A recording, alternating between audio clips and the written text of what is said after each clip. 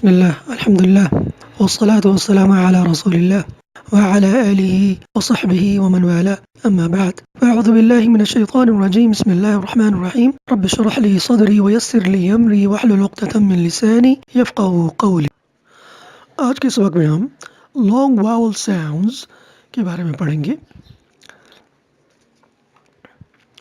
Long vowel sounds कितने होते हैं? There are 5 long vowel sounds in English. English में 5 vowel sounds होते हैं। Long A sound, long E sound, long I sound, long O sound, and long U sounds.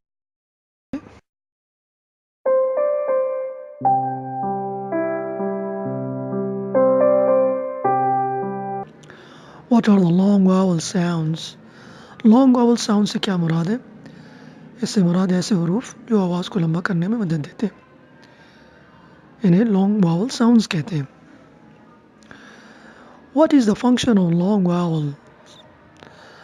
Long vowel का क्या function होता है?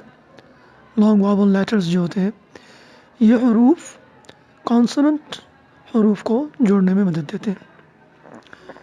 इनकी वजह से एक लफ्ज़ मुकम्मल लफ्ज़ बन जाता है। How many long vowel letters are there in English language?